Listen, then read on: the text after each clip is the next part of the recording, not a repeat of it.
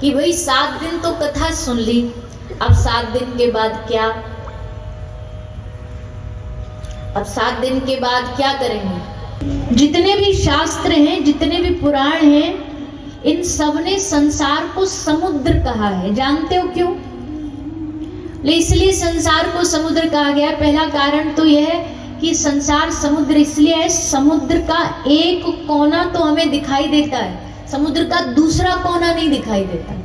आप कभी भी कोई गया हो कोई समुद्र के किनारे, तो इधर जहां खड़े हो जिस किनारे पे वो तो दिखेगा, पर पार वाला नहीं दिखेगा, क्योंकि उसका कोई अंत ही नहीं है। वैसे ही संसार समुद्र इसलिए है, संसार के 2 कोने, जन्म और मृत्यु। जन्म तो हो गया, वो तो पता है, पर मृत्यु वाला किनारा कब आएगा ये किसी को नहीं पता, वो नहीं दिखाई देता। इसीलिए संसार को समुद्र का। दूसरा क्या है? बोले दूसरा ये है कि जैसे समुद्र कभी शांत नहीं रहता, कभी उसमें लहरें उठती हैं, कभी बैठती हैं, गिरती हैं, कभी उठती हैं, वैसे संसार भी कभी शांत नहीं रहता। यहाँ लहरें उठती हैं, कभी दुखों की, कभी सुखों की। ये कभी भी संसार शांत नहीं रहेगा, ये उठता रहेगा, कभी अच्छा कभी बुरा। इसलिए संसार समुद्र है। और तीसरा संसार समुद्र क्यों है? बोले समुद्र दिखने में तो बहुत आकर्षित है, पर उसका जल कैसा है, पानी कैसा है? अब कोई समुद्र का पानी लेके बोले प्यास लग रही है, समुद्र के पास जल अथाह है, कोई उसका अंत नहीं है। अथाह जल होकर के भी समुद्र किसी की प्यास नहीं बुझा सकता। पी नहीं सकते, जल पियोगे तो एकदम कड़वा नमकीन। दिखने में सुंदर है, लोग जाते हैं समुद्र के किनारे, बीच देखने, समुद्र देखने जा रहे हैं, समुद्र में घूमने जा रहे हैं, दिखने में कितना सुंदर है, पर घटाने जब घटने पर आएगा ना तब आकर्षित नहीं है। तो संसार भी दिखने में ही सुंदर है, घटने में जाओगे तो आकर्षित नहीं है। बाहर से तो आकर्षित है, पर जीवन में जब उतरेगा, जब घटेगा तब आकर्षित नहीं। इसलिए संसार समुद्र है। तो यहां पर अच्छा, उस समुद्र को पार करना हो तो नाव चाहिए, जहाज चाहिए, पर इस समुद्र को अगर पार करना है, संसार रूपी समुद्र को, तो कैसे पार किया जाएगा? बोले भगवान के नाम का जहाज बनाओ। नानक कहते, नानक नाम जहाज है, चढ़े सो उतरे पार। नाम का जहाज बना करके ही इस संसार समुद्र से पार उतरा जा सकता है, इसको पार किया जा सकता है। तो उस नाम में रुचि कैसे होगी? बोले जितना सत्संग सुनेंगे।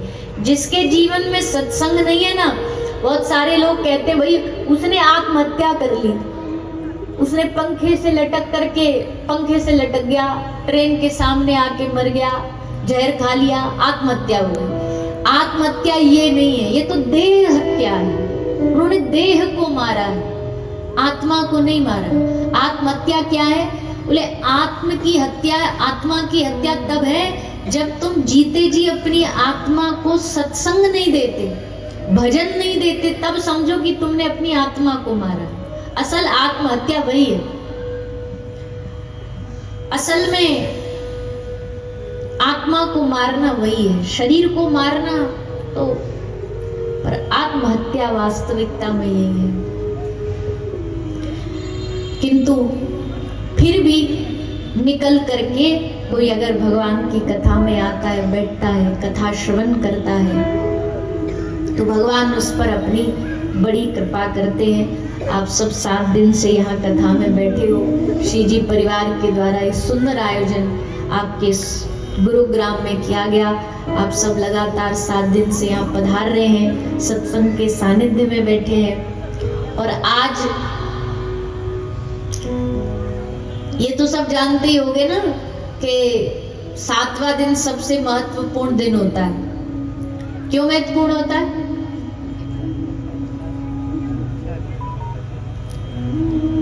कई बार क्या होता है ना, जैसे घर में कोई खाने का सामान बना, तो घर की जो बहू होती है वो सबको पहले खिलाती है, तो इनको भी दे देगी, उनको भी दे देगी। सब सोचते हैं कि भाई जिनको पहले मिला है, जो पहले खा रहे हैं, अच्छा है, जितना खा लो, पता नहीं पीछे बाद में मिले ना मिले, सब खा रहे हैं। पर कभी कभी उल्टा पड़ जाता है। उल्टा कैसे पड़ जाता है? बोले जिन्होंने पहले खाया उनको तो थोड़ा थोड़ा मिलता है, और जो लास्ट वाला बचता है उसके लिए ज्यादा बच जाता है। वो बांटने में, बंटवारे में लास्ट वाले के पास ज्यादा आ जाता है। तो वैसे तो सब 7 दिन से आ रहे हैं, पर कभी कभी ऐसे भी हो जाता है कि जो 7 दिन वाले नहीं पा पाते, वो 7वें दिन वाला पा लेता है। एक दिन अंतिम दिन आया और विश्राम दिन में ही उसको सब भरपूर मिल गया। क्यों? क्योंकि जो बचा कुचा थोड़ा बहुत रह गया है ना, और भागवत का जो सार है वो 7वें दिन सुनाया जाता है।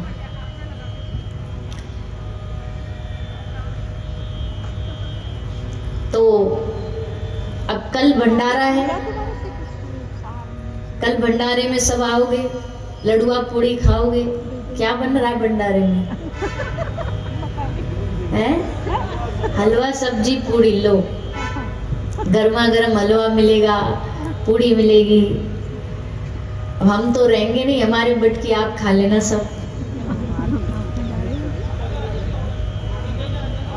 हाँ, आप तो उड़ते उड़ते ही आ जाओगे, आपको तो गाड़ी की भी जरूरत नहीं, नाचते नाचते ही पहुंच जाओगे। इन्होंने 7 दिन स्टेज का एक कोना नहीं छोड़ा जाए नाचे ना हो। खैर, वो भंडारे का प्रसाद तो देखो भैया, किसी ने सच कहा है, जल हमारे शरीर में 1 दिन तक रहता है, यानी जल का जो तत्व है वो शरीर में 1 दिन तक रहता है। भोजन का तत्व 3 दिन तक रहता है। पर यहाँ जो भागवत से आज प्रसाद लेकर के जाओगे ना, ये 1 दिन नहीं, 3 दिन नहीं, बल्कि सारा जीवन तुम्हारे घट में रहे, हमारे हृदय में रहे, चित्त में रहे। तो वो प्रसाद सिर्फ भोजन वाला भंडारा नहीं होता। असल भंडारा आज है कि आज आप यहां से प्रसाद क्या लेकर के जाओगे, जो आपके सारे जीवन भर काम आए। तो उस पर भी आज चर्चा करेंगे, भागवत जी के सार का, विश्राम का। क्योंकि अक्सर लोगों के मन में रहता है, और नहीं रहता तो होना चाहिए, कि भाई 7 दिन तो कथा सुन ली, अब 7 दिन के बाद क्या? अब 7 दिन के बाद क्या करेंगे? 7 दिन के बाद बोले जो आपने यहाँ सुना उसको अब पचाना पड़ेगा, पचाओ, और साथ साथ में इस कथा का सार जो है उसको अपने जीवन में ग्रहण करो। तो उस पर भी चर्चा करेंगे। लेकिन सत्संग जीवन में, जैसा हमने कल भी कहा, थोड़ा थोड़ा थोड़ा होना आवश्यक है। हर रोज सुनो। आज तो विज्ञान ने इतनी बड़ी कृपा कर दी, आज से पहले कहीं कथा सुननी होती थी तो स्पेशल जब शहर में कोई कथा बांचने आए, कथा बोलने आए, तभी मिलती थी। और कथा के आयोजन भी इतने नहीं होते थे, बड़े गिने चुने कथा सुनाने वाले भी गिने चुने थे, और सुनाने वाले भी एकदम महाराज जिनकी सफेद सफेद दाढ़ी है, सफेद सफेद बाल है, एकदम वृद्ध अवस्था में आ गए, झोला लेके आए, वो कथा सुनाए। कथा सुनाने वाले भी वैसे होते थे, सुनने वाले भी वैसे होते थे। जो घर में जिनको कोई काम नहीं, उनको बोल दिया जाता था, जाओ कथा सुनाओ तुम, अब वृद्ध अवस्था हो गई तुम्हारी। पर आजकल तो भैया कथा कहने वाले भी नई उम्र के लोग हो गए, और खुशी की बात यह, कथा सुनने वाले भी युवान हो गए।